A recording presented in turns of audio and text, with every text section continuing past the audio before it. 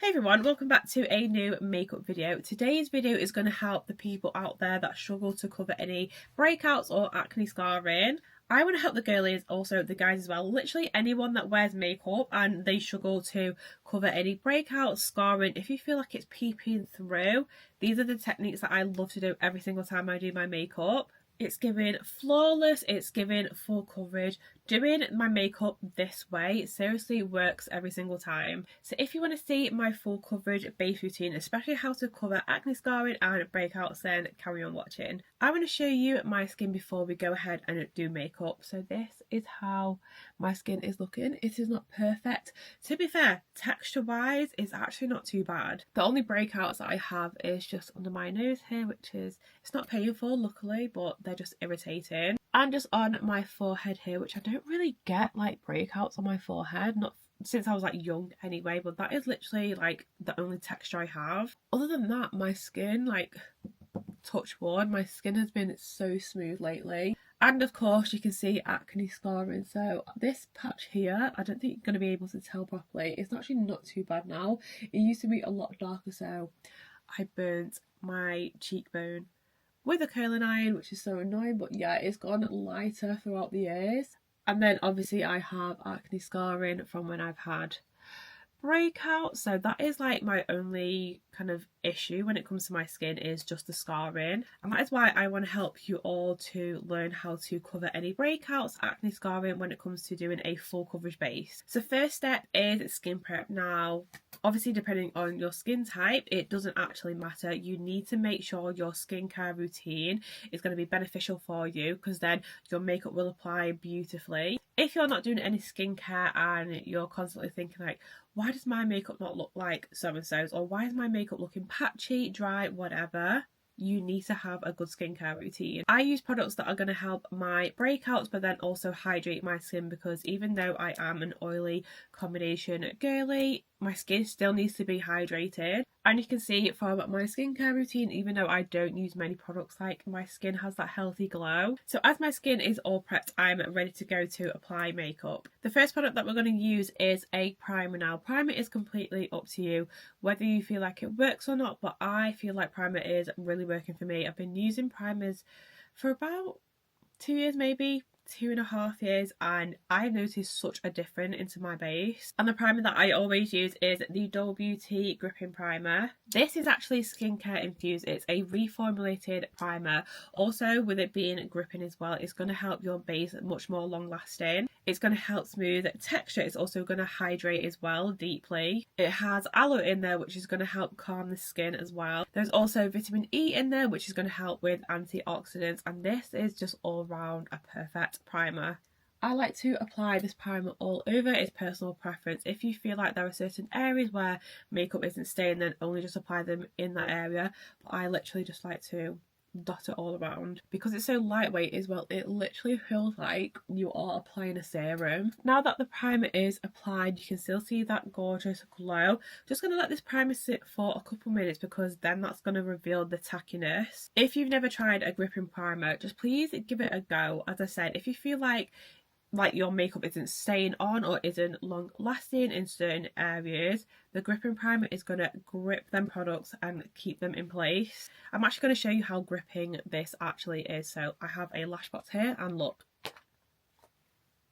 if it's going to grip the lash box, then imagine what it's going to do to your base products. Next product is concealer. Now this needs to be a high coverage concealer. If you feel like any kind of spots or scarring is still showing through once you put your foundation on, please get a high coverage concealer and conceal beforehand. The best one that I've tried is the NARS Soft Matte Complete Concealer. Mine is in the shade Ginger, and the coverage of this, like I said, this is a high coverage concealer, and I always like to conceal beforehand because obviously it's going to cover, and then once you go over the top with your foundation, it's going to give you that extra coverage. So just apply the concealer in any areas where you have any acne breakouts, any acne scarring, and as you can see, like, how high coverage it is. I'll do one half of my face so you can see the difference.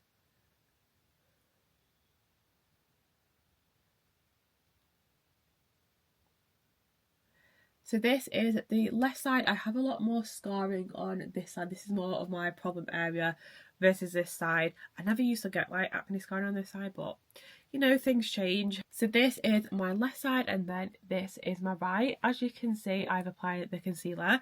We're not going to blend this out because leaving your concealer to set is going to make it a little bit more thicker and more, like it's going to give you that more coverage. This concealer is also great for redness, so if you feel like you have, is it rosacea I think it's called? This is great for that. A great hack as well, if you want to get that maximum coverage, you could actually set that concealer with loose powder. I might do that today because I've not done that for a while, but yeah, just lightly set that concealer in place so it's going to lock in. So I'm just going to use a fluffy brush and just dip into my loose powder, which I'll show you later on. But yeah, just get it on your brush like this, lightly tap off any excess and then just tap over the concealer.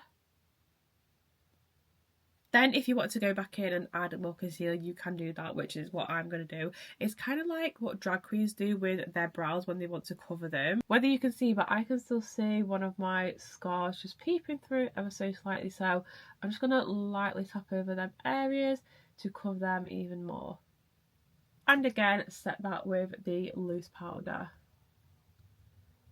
Foundation time now. This is going to be a full coverage base to help cover acne scarring. So I wouldn't recommend using anything that is light to medium coverage. I'm an all or nothing girly, so I love to use medium to full buildable or straight up medium coverage or straight up full coverage. I like having a buildable foundation because even if I didn't do this technique, I would always conceal anyway. But even if I didn't powder, sometimes the scars still show through. So I'll always do one layer of foundation and then just go back in the areas where I feel like I need coverage more. We are here to cover any breakouts and acne scarring, so yeah, please try and stick to something that is medium to full, medium or full coverage. I have 4 different ones here, so these are all medium buildable. We have some drugstore and we have some kind of like middle range, or some are classed as high end, I don't know. So the drugstore one is actually the Maybelline Superstay Lumi Matte Foundation.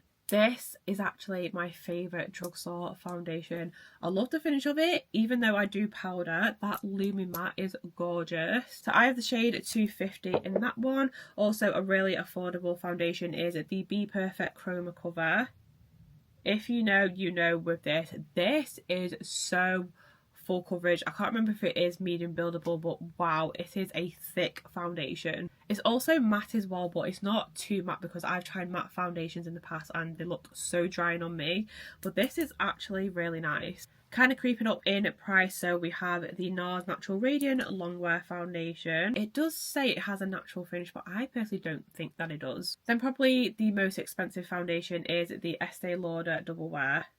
This is my favourite at the moment. I've heard that they've changed the formula to this, so hopefully I'm still the same shade and hopefully it applies just as nice and looks as nice. With this routine, I could use any products but still using the same techniques to make it look full coverage. So don't feel like, oh, you need to always use this specific product to make it look that way. You can switch up your products, switch up brands as well, and you can still make it look the same. I think today to switch it up, I am going to use the Maybelline Superstay. If you want to know about consistency and think which one's better, if you want a thicker foundation, a thinner foundation, it literally doesn't matter as long as it has that coverage. So if it's medium buildable, medium or full coverage. I've done about 3 pumps on the back of my hand. That may actually be too much, but as long as I have some excess product behind so I can go back in later on. Tools are really important as well because you don't want to go in with a sponge because that's just going to soak in the excess product. So I will always use a brush for my foundation. Just my base products in general, I will always use brushes. I never use the same brushes, I have that many, so I just like to switch it up every now and then. But today I'm going to use the Style by Abraham foundation brush, and this is the SBA 3. Now I never like to go straight in with my brush because that's just going to load the brush with too much product, so I'll always dip in with my finger, just slightly warm up on the back of my hand because that's going to make it slightly thicker, and then just dot the foundation all around my face and then blend it out afterwards with the brush. Onto technique now. You do not want to be swiping that foundation around with the brush because that's just going to move the concealer underneath and it may disturb it and basically just kind of wipe it away. So to keep that coverage there, we're going to do light tapping motions. You're not even going to lift the brush off of your face. So if I come closely, you're literally just going to do these kind of like tapping motions. It's not going to disturb the concealer, it's just going to keep that concealer there. Also with the foundation as well, it's not going to move it about. Obviously it's going to move about to blend, but it's not going to wipe it away. I still have some excess foundation on the back of my hand, and do you know what? I don't think I'm going to need it. So this is how my skin is looking. Oh, I actually forgot how much I love that foundation. Now, as you can see, the scarring has peeped through ever so slightly. That is not a major issue for me. That tends to happen even though I did conceal powder again. Sometimes it just happens. And I can also slightly see the concealer I applied here. So what we're going to do, this excess product, we're going to dip into the brush. I know we didn't do that the first time, but we are now. And then only just go over that area. Don't do a whole nother layer because you're just going to load your face up with more foundation than needed. Just lightly tap over that area. If you feel like you need to go in with more foundation from the bottle, then do so if you feel like you haven't got much on the back of your hand. I'm now happy with how that looks, so we're going to go on to concealer. Hopefully you can see, but I haven't really applied any foundation underneath my eye. I used to do that to give me, again, more coverage, but I don't like to do that anymore because I'm loading foundation and then 2 concealers under my eye, and I just feel like it's too much product there, especially as I have natural creases as well. So yeah, I kind of just like to leave that out. The 2 concealers that I'm going to use are both affordable. So the first one is the e.l.f. Hydrating Camo Concealer. It says it in the name, it's a camouflage concealer.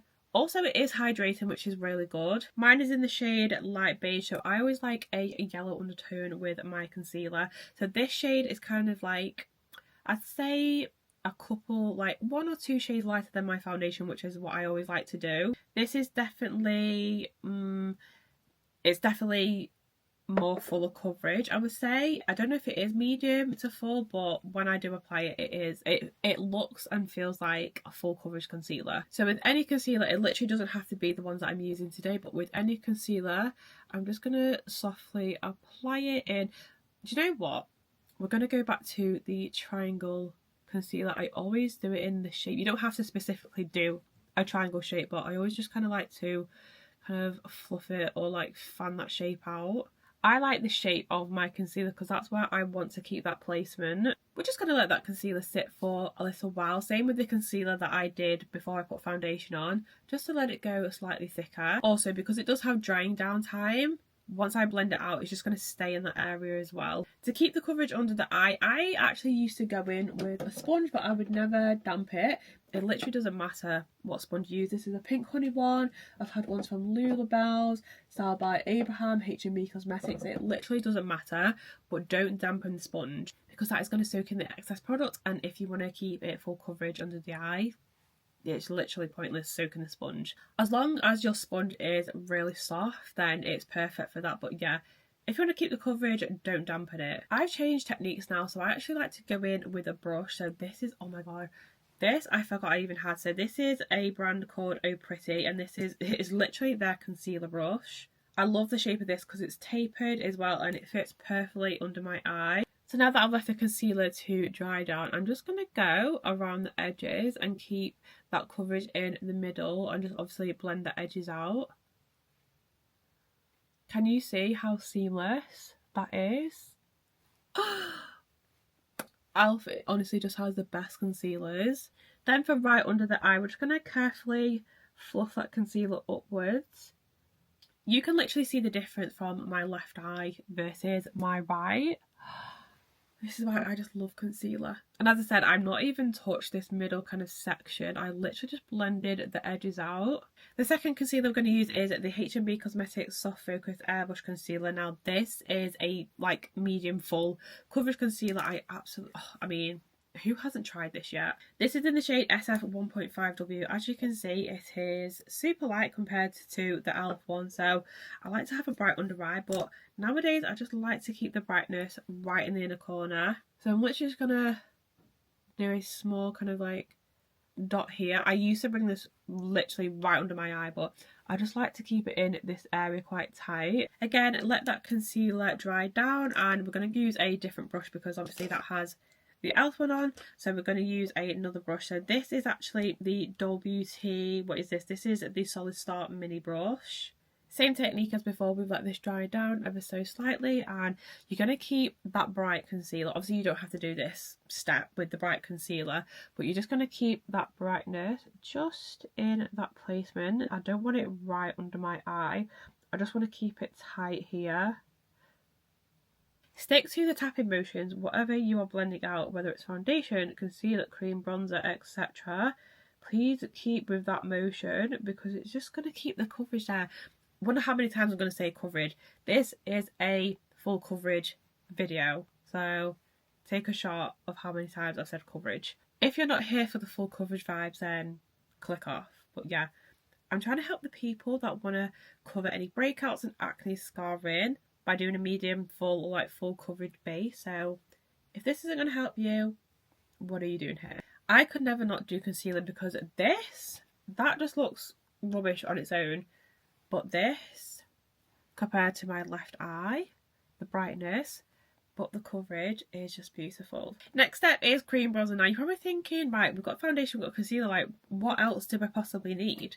Or you may think that could just be it for this video. No, I still want to carry on because these products, like, they have the pigmentation there, they have the coverage, so why not continue? I've picked the specific cream bronzer because it is a duo. So obviously, oh, I've got two here actually. Ignore me anyway, but yeah, this specific cream bronzer anyway, it is a foundation balm formula, so it's, again, what is it going to do? Give us the coverage. And it is the Jordana T-shirt bronzer duo. Do you know what? Even though I loved her old formula, this is just the best. And I don't know what she did, but wow, it is unbelievable. And it is a duo, so on the top you have your cream and then underneath you have your powder. But the shade that I use is Golden Hour. I love to look bronze whether I'm tanned, whether I'm not.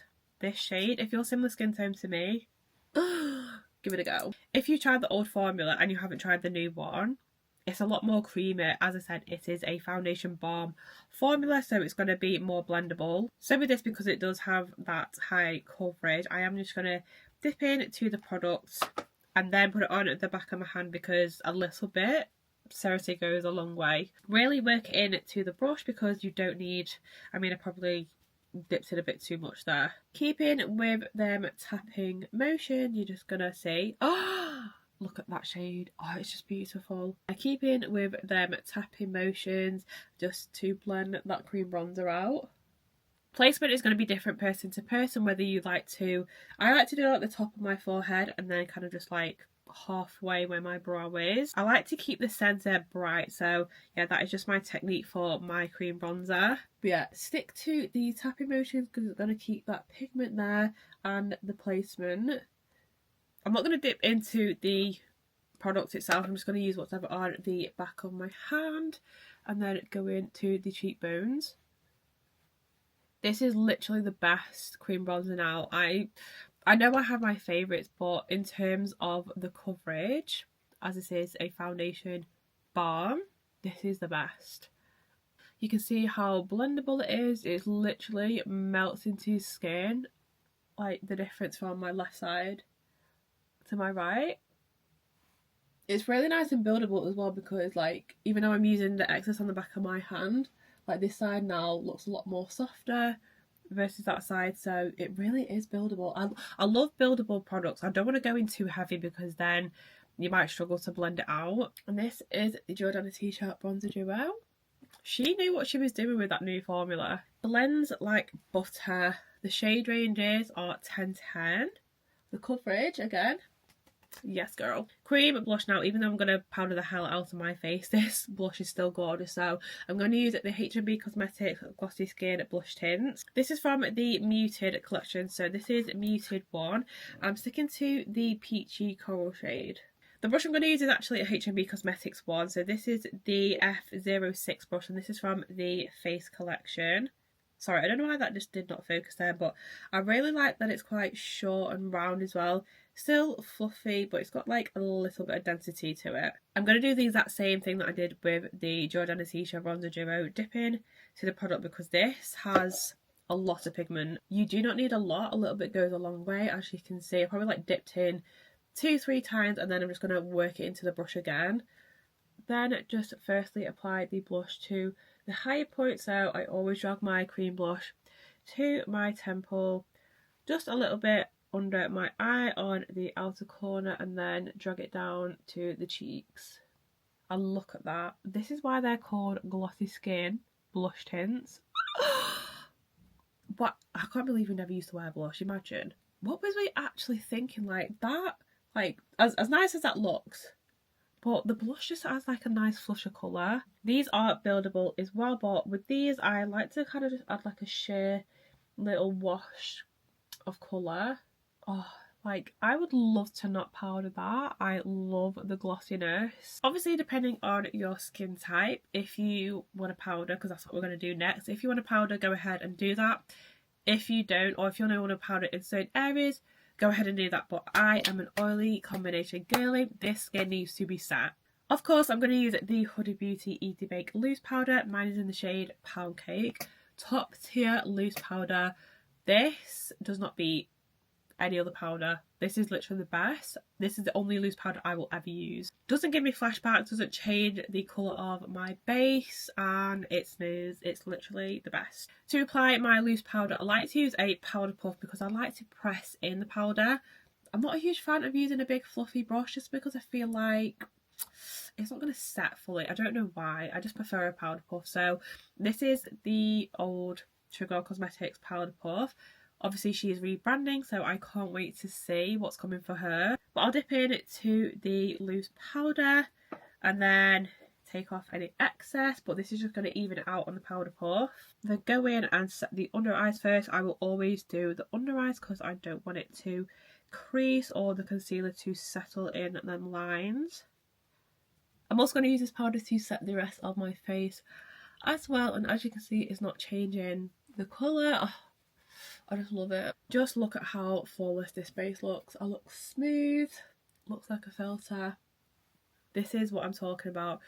As much as I love a glowy base, that's more for the summer, but right now a matte base is me. Powder bronzer now. I did actually have my NARS Laguna bronzer in the shade 6, but I feel like, because obviously I have the Jordana T-shirt bronzer duo, I'm just going to use the powder that's in this one. The brush that I'm going to use is another Doll Beauty one, and I love this. Like, even though I'm not a fan of, is it duo brushes?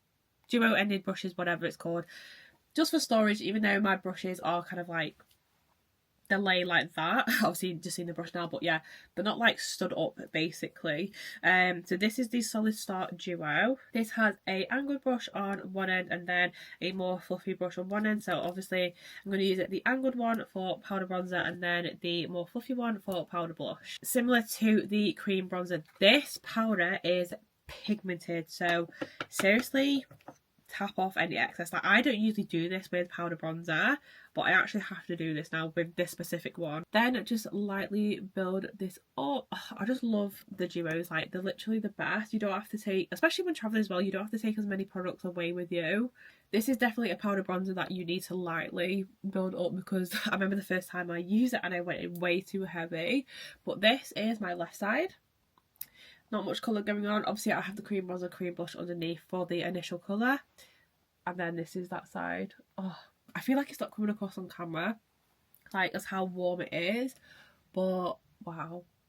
Wow, wow, wow. Powder blush now. I'm going to use the Made by Mitchell X Holly Pop collection. And this is the Three's a Party powder blush palette. Because the blush was kind of like peachy, corally, so like pinky orange, so I'm going to dip into both of these two shades here. So the more pinky one is called Parma Violet, so that is this shade, and then the more orange coral shade is called When I'm Gone. Using the same Doll Beauty duo brush, so I'm just going to dip in. Yeah, I'm going to dip into, I'm actually just going to go in between. I was going to dip into one shade first and then use the next one. I'm literally just going to like mix it together. Just lightly press them blush shades on the cheeks. I'm not too sure with these blushes, but I don't know if they have like a subtle kind of like glow to them. Can you see that? I don't know. Or am I just imagining that? Blush is always the first product to fade away from your face, and I don't know why. Why is that? So I like to go in, I was going to say quite heavy now, so you can basically see the blush. I don't like to look like a clown, but I want you to be able to see the blush. Now we want to lock this base in place. Obviously we've locked it in with the powder, but we want to make sure that it is going to be much more long lasting. I do have 2 setting sprays here, like finishing. Do you know what? I need to kind of learn what setting and finishing is. I know what it means, but I always just call every setting spray a setting spray. Anyway, but the 2 that I have, this is an oldie but a goodie. It's a classic, it's an OG, and it is the Urban Decay All Nighter. This is such an OG setting spray. It is a long-lasting makeup setting spray, up to 16 hour wear, lightweight, temperature control technology. Yes, like, it does what it says. My current favourite for the past kind of like, I was going to say 6 months, I don't think it's been 6 months. Can't remember when I did a Fenty Beauty haul, but anyway, so this is the Fenty Beauty You Miss Makeup Extending Setting Spray. Yeah, I've been using the Fenty Beauty one a lot, so I'm going to switch it up and use the Urban Decay one. And make sure you give it a good shake and then spray the whole face. What I love about that setting spray is that it hasn't changed my base whatsoever, and what I mean by that is that because some setting sprays, like, it can lock all your makeup in, it can set it, but sometimes it can add a glow, and this hasn't done that. Obviously I had the Glossy Skin blush tint and then the powder blush as well, so it kind of gave me like a little bit of glow, but my base literally looks like how it did before I set it. Of course, it's personal preference if you want to keep it more of a matte base, or you want a matte but a slight dewiness to your cheeks, or if you want a full-on dewy base. As long as you still have that coverage there, how your base looks afterwards is completely up to you. And that is the base done. Obviously I need to finish the rest of my eyes and my lips, so I'm going to do that off camera, and yeah, we'll be all done. And this is the final makeup look. This is how you're gonna, well, for me, this is my best technique and my favourite way to cover any breakouts or acne scarring. Just going to show you up close, so please also ignore this bit, why this freckle beauty mark looks very highlighted. I did it and then it looked like a straight line, so I had to cover it with concealer and powder and whatnot. So yeah, just pretend that isn't here. I've just completely ruined that area. But anyway, yeah, this is the base. Full coverage, covered all my acne, scarring, any breakouts. Obviously if it's texture, you're going to see it like here, for example, but other than that, I feel flawless. Please let me know if this has helped you and if you're going to try this technique out. I do this every single time I do my makeup. It literally doesn't matter if I'm just going out for the day or if it's like date night, whatever. I will always do these techniques and it works every single time. Please let me know what you think, and I will see you in my next video.